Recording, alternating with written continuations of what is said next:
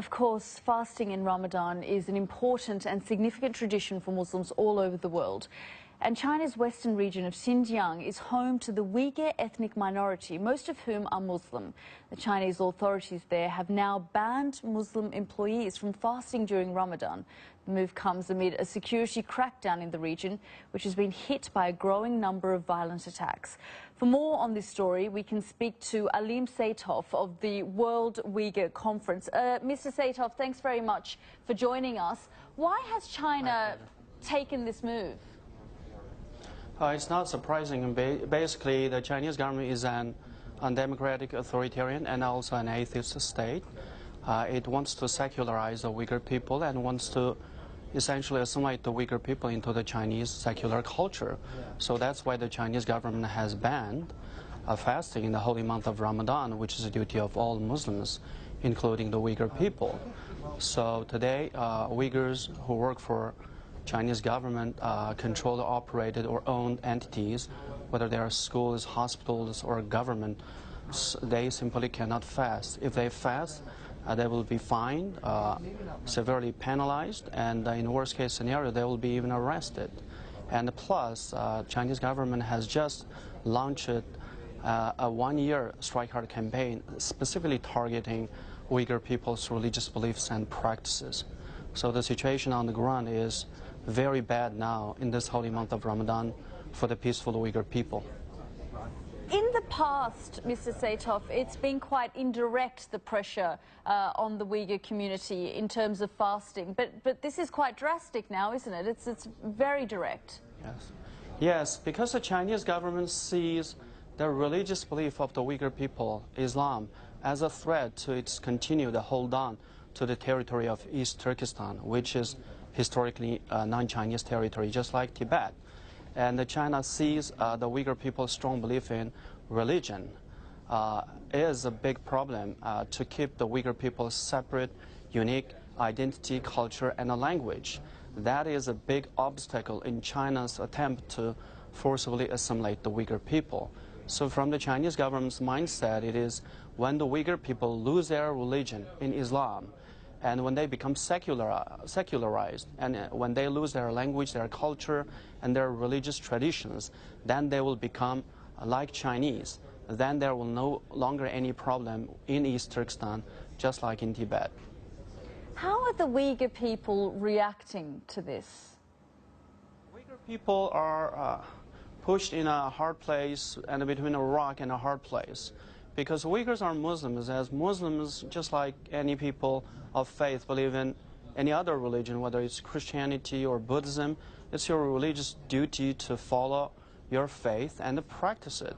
And Ramadan is one of the most important pillars of Islam for Uyghurs to observe Ramadan and to pray and fast. But this atheistic and undemocratic government is forcing the Uyghur people to give up their faith, their belief in Islam, and as well as their practices. If they practice, they are punished. So, but at the same time, they want to be just a normal citizens, just mind their own business. But because of the Chinese policies, especially repressive policies, they can no longer be a normal Uyghur, normal Muslim in China. So the reaction is very bad, very tough, very hard. They want to pray, they want to fast, but they cannot.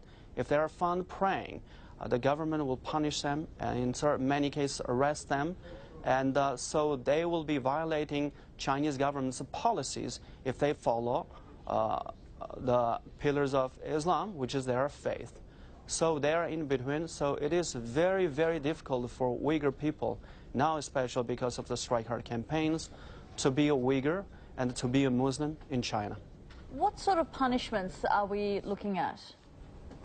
First of all, if Uyghurs, especially those who work in government-controlled, operated schools or hospitals, usually they are fined for one-time offenses. If they keep on fasting, then they will be suspended or fired from their jobs, their positions. No more any kind of salaries or retirement payment. And if the Uyghur continue to fast and even brush aside Chinese government policies and complain about Chinese government such repressive religious policies, the Uyghurs will be arrested. If the Uyghurs get somehow violent to some degree, then the Uyghurs can be arrested as a terrorist, separatist, or religious extremist. What about sorry. Yes. What about these night patrols? Night patrols? Yes, since Chinese President Xi Jinping announced the one-year Strike Hard campaign last month, Chinese security forces are now initiating security sweeps and night patrols in predominantly Uyghur areas of East Turkestan, like in Kashgar, in Hotan, and other places. And Chinese armed soldiers, they patrol the Uyghur neighborhoods at night just to make sure that Uyghurs are not fasting.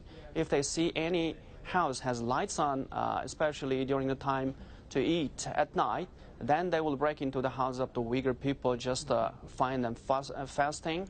Then if the Uyghur family or the husbands, in protection of their honor of their wives, get violent, the Chinese soldiers are ordered to shoot and kill them, just to label them as terrorists.